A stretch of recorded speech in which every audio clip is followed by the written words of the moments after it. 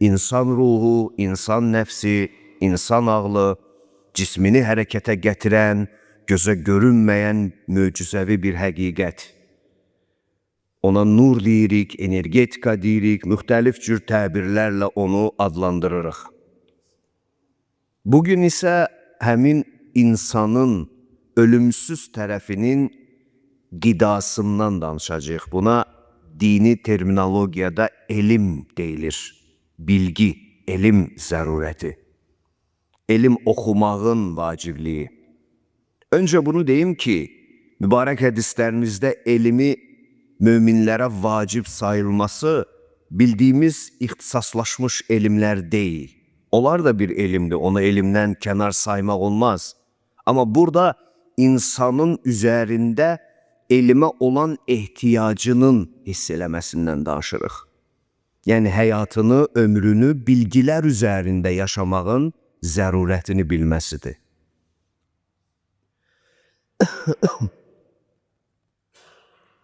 Çünki elm dediyimiz, informasiya dediyimiz, məlumat dediyimiz bu qeyri-adi bilgi növü ağlın qidasıdır, formasıdır, şəkillənməsinə kömək olur.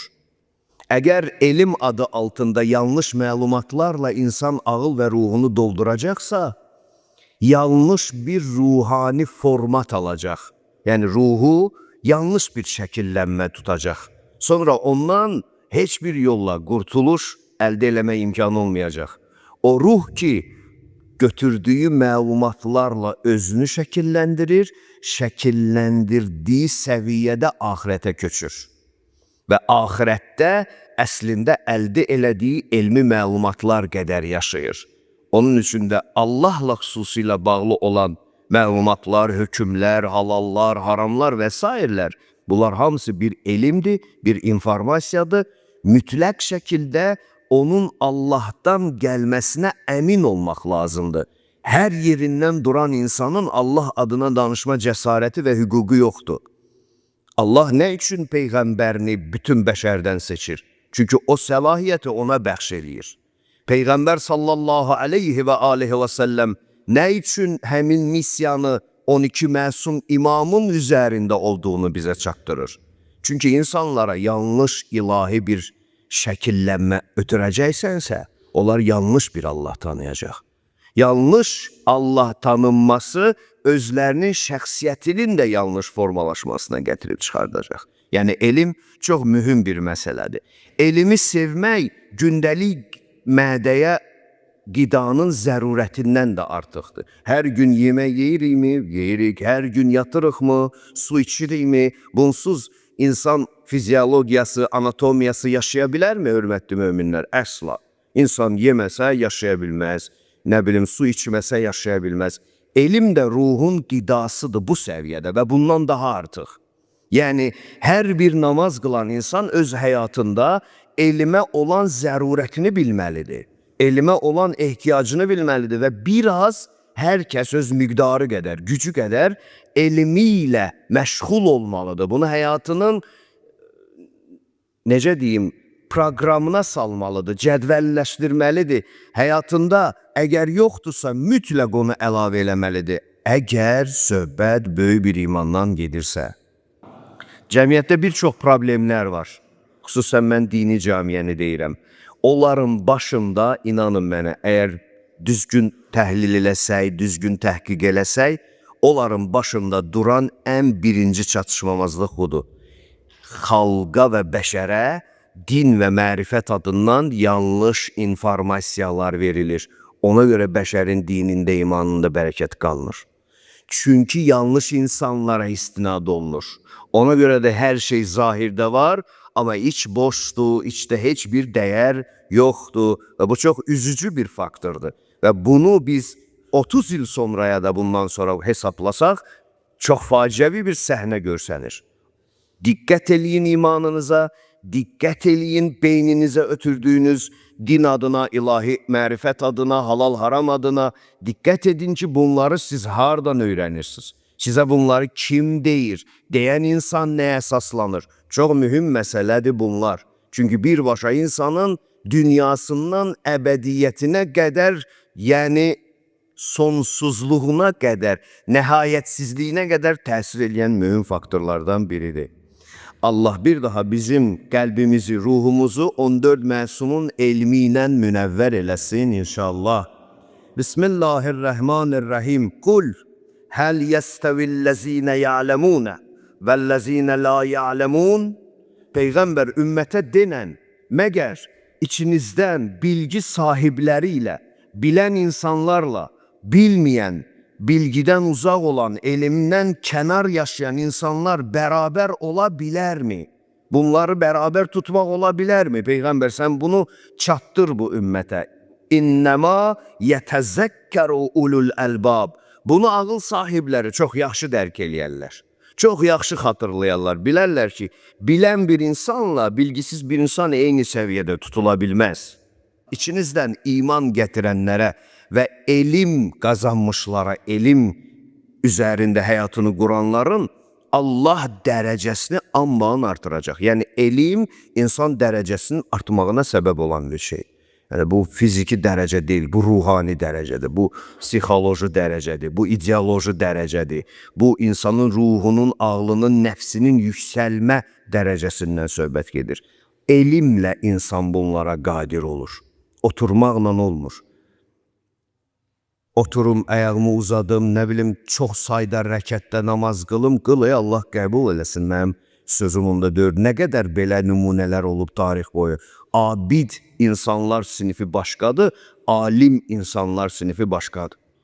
Çünki abidin elmi potensialı yoxdur. Abid ancaq ibadətinin sayını artırmaqla məşğuldur. Amma alim və alimliyi sevən bir insanlar, onlar ibadətinin sayını deyil də keyfiyyətinə diqqət edirlər.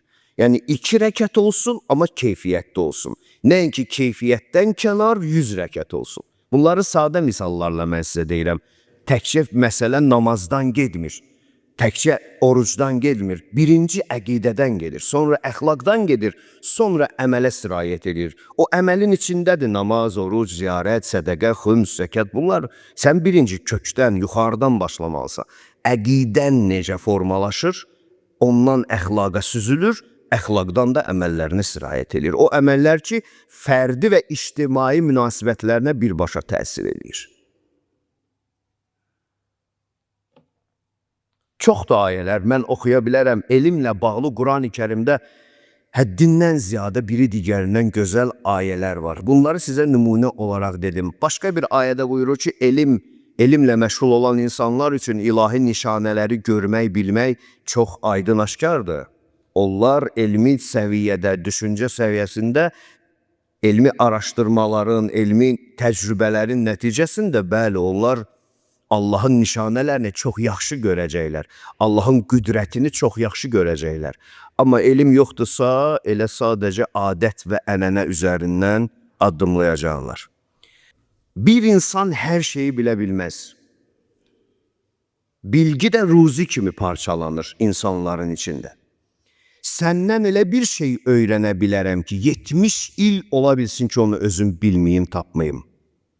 Sən məndən elə bir məlumat, elə bir bilgi toplaya bilərsən ki, ola bilsin sən də elə 70 il qalasan bir yerdə onu özün kəşf eləyə bilməzsən. Yəni əslində insanların hər biri bir şeyi bilir, amma mahir insan odur ki, hər kəs nə bilirsə onu özünə toplaya bilir, maqnit kimi çəkə bilir. Ən elmli insan bu insandır. Çünki biri bildiyini o biri bilmir. O birini bildiyini bu biri də bilmir. Və sən ayıq olduğun zaman kim nəyi bilirsə onu bir-bir özünə başlayırsan çəkməyə. Və bu qabiliyyətin səni bir zaman sonra ən elmli insan edir. Və əksərun nasi qiymətən əksəruhum elma. Və insanların birinin digərindən qiymətinin, miqdarının aşağı yuxarı olması yenə də onların daxilində olan elmi səviyyəsinə görə ölçülür. Yəni sən elmi dərəcəndən yüksək ola bilirsən. Yoxsa həyatı Allah hamıya eyni paralel olaraq ədalətlə bölüb. Doğumdan ölümə, ölümdən əbədiyyətə. Yəni mən filan torpaqda, filan misal üçün coğrafiyada dünyaya gəlmişəm, üstünəm. Belə şey yoxdur. Mənim dədəm, nənəm filan kəsdir, üstünəm. Belə şey yoxdur. Hamının dədəsi, nənəsi özünə görə yaxşıdır. Birini o birisindən üstün eləyən bir cəhət var, onun bilgi səviyyəsi. Mən bunu bilirəm, sən bilmirsən, bəli, bildiyim üçün üstünəm səndən. Mən yenə deyirəm, burada məsələ mollalıqdan deyil, söhbəti düzgün anlayın, çox xahiş edirəm. İlla ki, sizə gedin molla olun, mədrəsələrdə keçin mədrəsələrdən, belə şey demirəm. Hələ axır zaman mədrəsələri ümumiyyətlə, aman, 5-3 yerindən başqa, aman. Mən sizə deyirəm ki, həyatınızı savad üzərində, bilgi üzərində yaşamağa çalışın. Bunun üçün mədrəsə zərurəti yoxdur. Bunun üçün ayıq olmaq, diqqətli olmaq, hamıdan hər şeyi öyrənmək və bütün bu bilgiləri bir tərəzinin üstündə ölçmək lazımdır ki, biz o tərəziyə deyirik 14 məsum. Peyğəmbər o tərəziyə deyir səqələyn, kitab və 14 məsum. Onların tərəzisində uyğunlaşırsa bu bilgi səadətdir, xoşbəxtlikdir, səni ucaldar. Amma deyilsə bil ki, o bilgi deyil ümumiyyətlə, həvai nəfsdir, kiminsə təxəyyülüdür. Bunlar bizim imanımızın, içimizin dünyamızı düzəldən dəyərlərdir. Allah ruhumuzu Əhl-i Beytin münəvvər ruhu ilə elə bərəkətli eləsin inşallah. Və əqəllun nası qiymətən əqəlluhum ilma. Peyğəmbər sözüdür. Və insanların qiymətinin də dəyəri, insani qiymətinin aşağı olmasını yenə də elminin, bilgisinin aşağı olmasından hesablanır. Kimsə həyat məcrasında elm tələb etmə yolunda addımlasa, hər kim ömrünü elm üzərində qurmaq məcrasına düşsə, yəni həyatına bilgi, savad, bilmə həvəsi, bilmə, öyrənmə həvəsini hər kim özündə canlandırarsa, sələkəllahu bihi təriqən iləl cənnə. Bu iş səbəb olar ki, Allah o məcranın sonunu onun üçün cənnət eləyər. Bildikcə olur da, yəni, baxın, bir doğrudan incə bir şey var. İnsan oxumayanda elə bilir ki, hər şey bilir. Çox maraqlıdır. Nəfs insanı belə alladır. Vallah. Qorxulu şeydir ya bu nəfs. Məndə də var, mən də ondan qorxuram. Elə qorxuram özdə. Gecə gündüz deyirəm ki, Allah onu buraxma öz başına. Onu buraxdınsa mən batdım. Ona sən özün tərbiyə verməsən, onu sən özün öz rəhmət nəzərində saxlamasan mən batdım.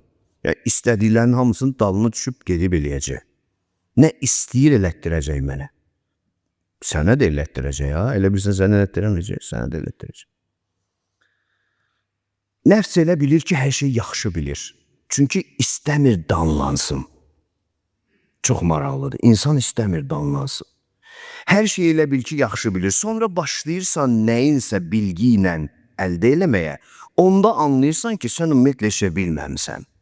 Və sonralar anlayacaqsan ki, oxumaq və bilgi onun üçün lazımdır ki, sən sonda bir dənə bunu biləsən, sən heç nə bilmirsən. Yəni, bir bu kəlməni bilmək üçün, sən heç nə bilmirsən kəlməsini bilmək üçün, insan ömrünün hamısını elm üzərində dövr etməlidir. Təsəvvür edirsiniz? Oxumaq, bilmədiyini başa salmaq üçün vacibdir sənə. Oxumasan elə biləcəksən ki, hər şeyi bilirsən. Sən bilmədiyini anladıqca böyüyəcəksən. Hər şeyi bildikcə çox kiçik olacaq. Elə düşündükcə çox kiçik olacaqsan. Peyğəmbər də buyurur, kimin həyat süluku, sələkə, süluk, yəni həyat yolu, həyat xətti, məcrası, məzhəbi, nə bilim, hansı təbirlə deyirsiniz deyin. Yaşam xətti, yaşam keyfiyyəti, kimin həyatında, kimin gündəliyində, kimin cədvəlində elmə doğru, elmlə bərabər, onun həvəsi ilə, onun sevgisi ilə, onun zərurəti ilə yaşam xətti tutarsa bir insan, tutduğu xət Allah səbəb salacaq onu. Allah özü eləyəcək onu ki, tutduğu xət onu birbaşa cənnətə aparacaq. Bilgilər onu cənnətə aparacaq. Hətta o bilgilərin içində çox xətaları görməyin özü də səadətdir. Bilgi sənə xətalarını göstərəcək. Bilməklə xətaları göstərəcək. Bilirsiniz nə elmlər var bu aləmdə? Ümumiyyətlə, kainat hər şey elmin üzərində qurulub. Bunu bilirsiniz? And olsun Allah, bizim xəbərimiz yoxdur. Zahiri elmlər, batini elmlər, nə bilim, riyazi elmlər, qeyb elmləri, dəhşətdir, dəhşət. Aləm dəhşətdir. Hər dəfə deyirəm özüm üçün, mədə dünyamızdan ha vaxt başımıza ayılacaq ki, biz kainata ruhani gözlə baxa bilək, böyük ekranda baxa bilək. İşimiz ancaq mədə dünyası yaşamaqdır. Gedim, qazanım, gəlim, yiyim, olsun, mənim olsun, evdə arxamda bir şey olsun. Yəni, əslində çox gülünc bir şeylər üçün ömrümüzü neynəmişik? Heç eləmişik. O dünya malı deyilən şeylər ki, qalacaq evdə ya, valla, dünya malını qoyub elimsiz gedənlər ölümdən sonra nə qədər kasıb olduğunu görəcəklər. Dünyada çox varlıydın, lap yaş oldu. Qızılı ora apara bilirsən? Apara bilmirsən. Bahalı kostyumları apara bilirsən? Apara bilmirsən. Amma elmi aparırsan. Çünki elm sənin ruhuna gəlir. Onlar cibinə girir, elm ruhunda sənin yer alır özünə. Onun üçün peyğəmbərlər, imamlar bizə dininizi, imanınızı, həyatınızı bilgi həvəsi ilə yaşayın deyir. Mən bir daha qeyd edirəm, söhbət burada mollalıqdan gedmir. Söhbət burada qısa adla desəm həyat bilgisi. O belə deyək də, yaşadığın həyat bilgisindən danışırıq. Bunun içində hər şey var. Hər şey mövcuddur. Və bütün bu bilgiləri də yalnız höccətinin xətti ilə əldə eləməyə çalışın. Çünki sizi yolda olar bular aldatmasın. Peyğəmbər buyurur, deyir, hər o kəs ki, həyatını bu həyat bilgisi həvəsi ilə yaşayarsa, Allahın mələkləri qanadlarının altında onu qorumaya alarlar. Onun yaşadığı həyat xəttindən razı olduqları üçün. Yəni, mələklər bilgi ilə yaşayan insanları sevirlər. Valyutalarla yox. Bilgi ilə, savadla. Gözü açıq, beyni açıq, həyatı təhlil edən insan. Onların işi budur. Yəni, Allah onlara deyəndə ki, birini qoru, bunun üçün qoruyur onlar. Yəni, valyuta səbəbinə görə qorumur. Ola bilsin, lap maddi imkanın yüksək olsun. Amma elmlə yaşa, bilgi ilə yaşa. Həyatı təhlil eləməyə yaşa. Və innəhu lə yəstəxfiru li talibil ilmi mən fis-səmai və mən fil-ərs. Peyğəmbər buyurur ki, və göydə, yerdə nə qədər canlı varsa, Allahın insana bəxş etdiyi həyatı, sirlərini bilməklə məşğul olan, o bilgini əldə eləməklə məşğul olan insana hamısı onun bağışlanmasını istəyər. Göydəkilər də, yerdəkilərdir. Görün necə deyir və deyir, həttəl hut fil bəhri. Suların içində üzən balıqlar da belə. Yerin altında olan həşəratlar da belə. Çünki söhbət bütün, baxın, kainat dövriyyəsini əhatə eləyən bilgidən gedir. O bilgi ki, birbaşa ilahini sənə doğru dürüst tanıdır. O bilgi ki, onu səndə böyüdür, özünü kiçildir. O bilgi ki, səni axirətdə varlı edir, güclü edir, nurani edir. Bax, söhbət bu bilgidən gedir. Ümumiyyətlə, Əhl-i əleyhissalamın hədislərində elm deyəndə molla məktəbi nəzərdə tutulmur, bunu biləsiniz. Bəzən bu çıxışlarıma qulaq asanlar elə bilməsin ki, elə hacanca mollalardan danışır. Yox, bu hamının vəzifəsidir, sənin də, hamının. Dediyim kimi, yeməyi necə yeyirsən, həyat yemək, həyatda gündəlik necə yeməyə ehtiyacın var, bu elm də sənin üçün o cür ehtiyac olmalıdır, hiss eləməlisən bunu və bunun ardıca düşməlisən. Əziz Peyğəmbərimizin mübarək kəlməsi belə davam edir ki, və fəzlul alimi ələl abid kə fəzlil qəmər ələ sairin nucumi leylətəl bədir.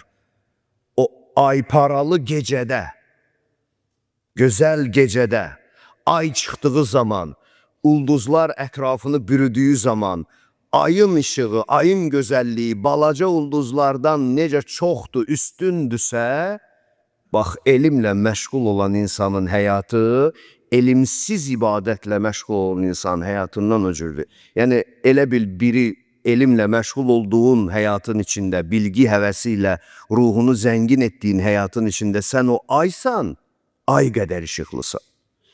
Amma bilgisiz, savadsız sadəcə ibadət elə dur, qalx dur, bilmə nə inirsən, düşünmə nə inirsən, balaca nöqtə kimi bir işıqsan, vəssalam. Bu dövrümüzdə elimin belini qıran sosial platforma deyilən bir bəla var. İnternet deyilən bir bəla var. Ona düşdünsə bu xəstəliyə elmdən uzaq olacaqsın. Ona görə insanların kitaba, elmə, nə bilim, insan bilgisinə həvəsi qalmayım. Və o da bizim içimizdə böyük bir fəsada gətirib çıxardır. Fəmən əxəzə minhu əxəzə bihazzin vafir. Peyğəmbər buyuruyor sallallahu aleyhi və aleyh, hər kəs deyir öz imanını, öz dəyərlərini bax bu cür bilgi səviyyəsində, həyat bilgisi səviyyəsində yaşayarsa, ən yüksək mənəvi ləzzəti alacaq. İstər dünyada, istər axirətdə Allah Peyğəmbər, Ali Peyğəmbər xatirinə səmadan gələn o möcüzəli elmlərlə, məsumların dediyi kəlmələrin nuru ilə hamımızın ruhunu münəvvər eləsin inşallah. Mövzumuz elmin zərurətidir. Belə ki, elm dedikdə məqsəd həyat bilgisini əldə etmək, daha doğrusu Xaliqin istəklərinə çatdıracaq bir məlumatları ruha toplamaq, cəv etməkdir. Bunun üçün Allahın məsum höccətinin qapısından başqa yerə getmək olmaz. Çünki məsum insanlar istisna, yer üzündə heç kəs o uca yaradanın nəyi necə istədiyini bilmək qabiliyyətinə və səlahiyyətinə malik deyil. Allah özü seçdiyi üçün onlara bu elmi verib və biz ümmətə də onlara itayət etməyi əmr edib.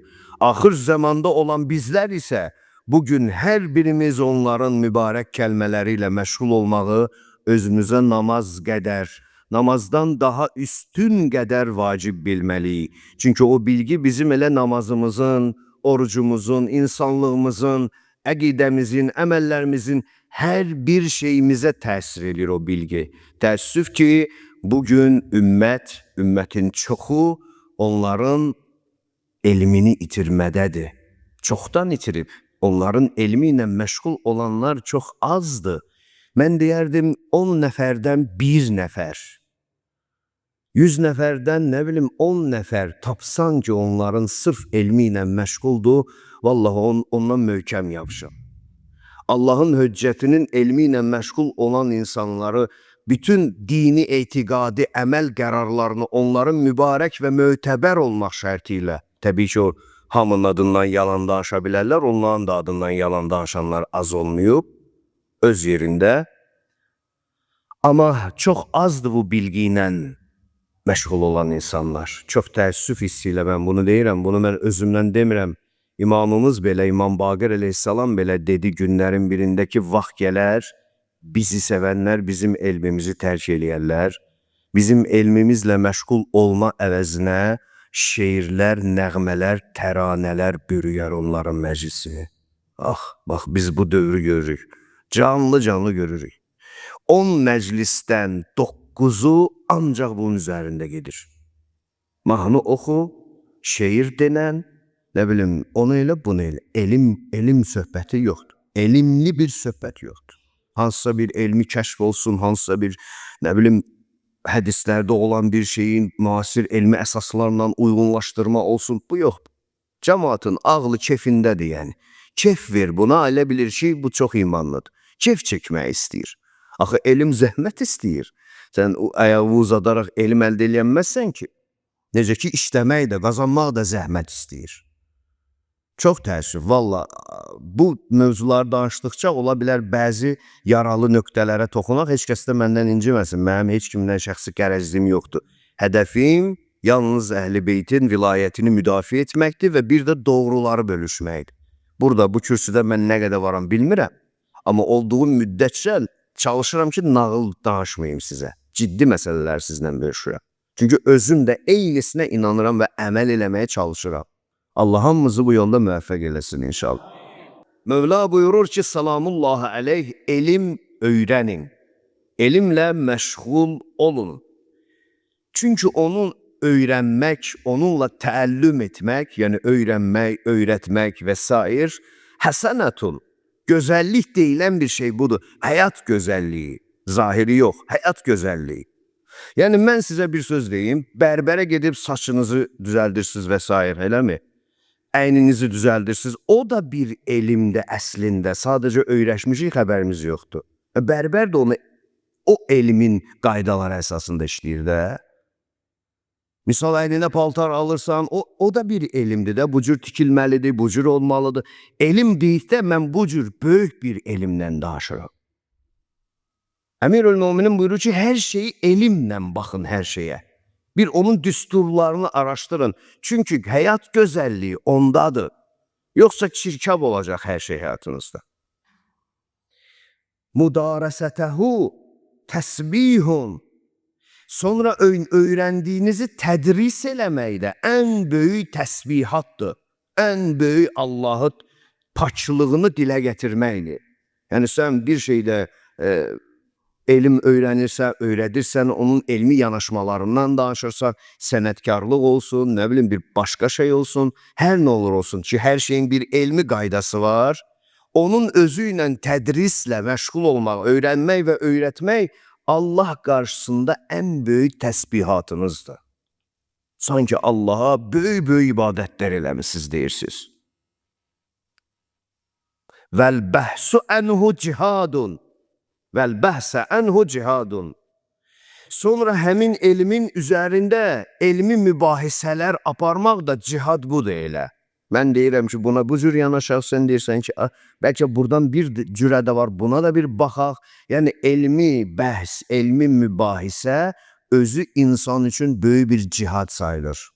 Və cihadın da əcri bilirsiniz nə qədər böyükdür. Təliməhu limən la ya'ləmuhu sədəqətun.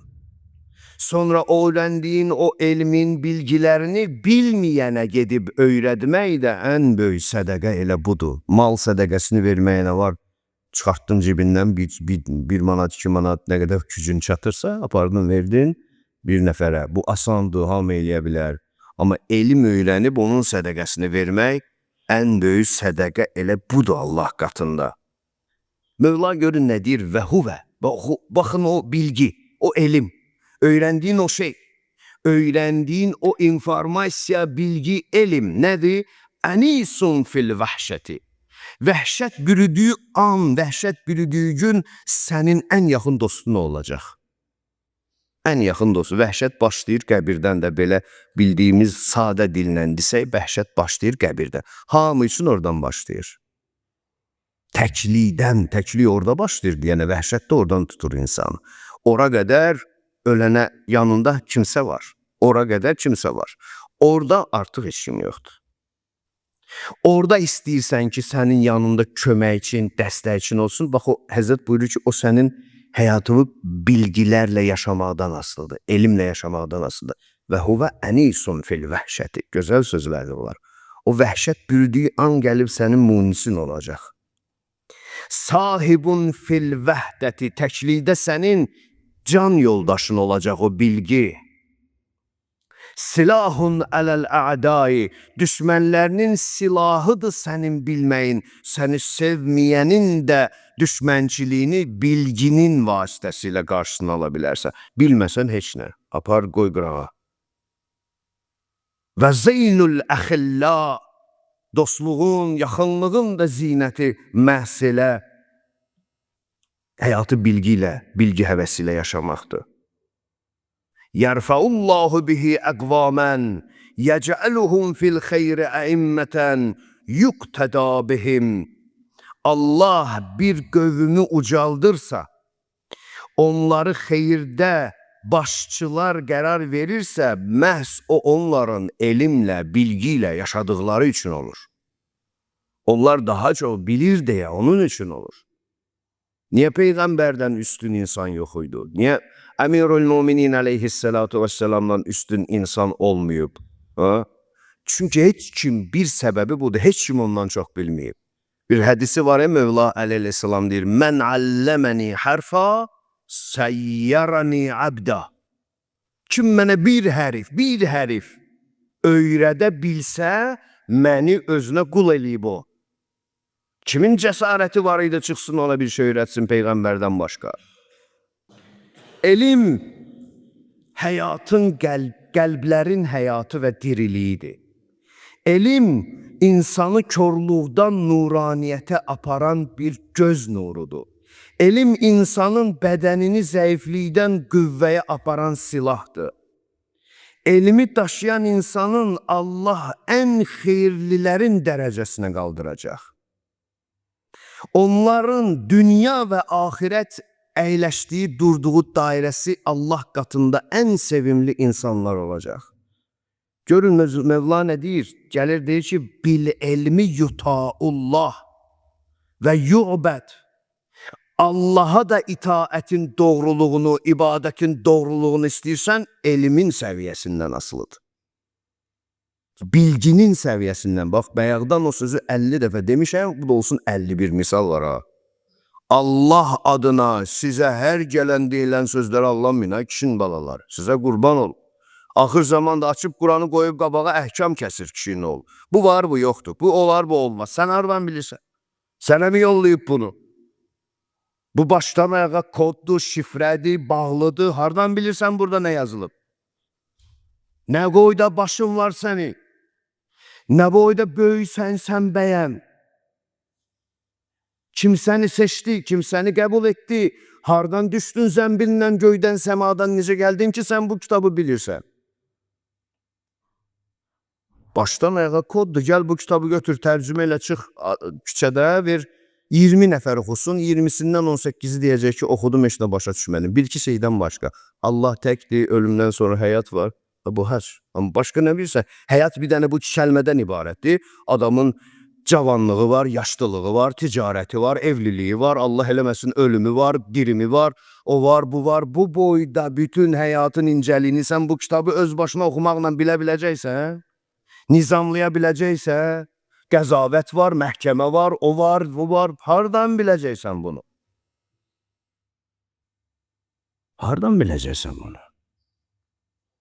Həzrət deyir, bil elmi yuta'ullahu və yu'bəd. Allaha da itaət və ibadətin dərin və yüksək səviyyəsini elmlə, bilgi ilə müəyyən eləmək olar. Və bil elmi yu'rafullahu və yuvəhhəd. Elimin gücü ilə Allahı tanıyarsan və onun tövhid sifətlərini bilərsən. Onu sən elmlə bilərsən, həvai nəfslə yox. Və bil elmi yu'raful halalu vəl haram. Halalı da, haramı da o bilgi ilə ayırt eləyərsən. Elmlə ayırt eləmiş olarsın. Görün Mevlamız nə gözəl deyir, vəl elmu imamul əql. Elm insan ağlının imamıdır. İnsan ağlına hansı elmi, dərəcəni, elmi səviyyəni verəcəksə, ağıl onu imam bilib düşəcək dalıca. Elm ağlın qidasıdır, imamıdır. Sən ona nə ötürəcəksənsə, ağıl onu imam biləcək, düşəcək dalıca. Hər cür insan gördük biz bu həyatda valla. Vəl əqlu tabi'uhu. Ağıl ona tabi'dir. Allah səadətli insanların ağlına elmin dəyəri ilə ilham eləyər və ən rəzil insanlardan da bu ilhamı məhrum qılar, qoymaz, verməz. Allah bizim elmimizi, ağıl düşüncə səviyyəmizi, həyat bilgimizi məsumlarımızın dediyi o nur elmlə münəvvər eləsin inşallah. Bizim ağıl və elmimizi yad düşüncələrdən, hətta özümüzün şəxsi düşüncələrimizdən belə, onun xətalarından belə Allah qorusun bizləri.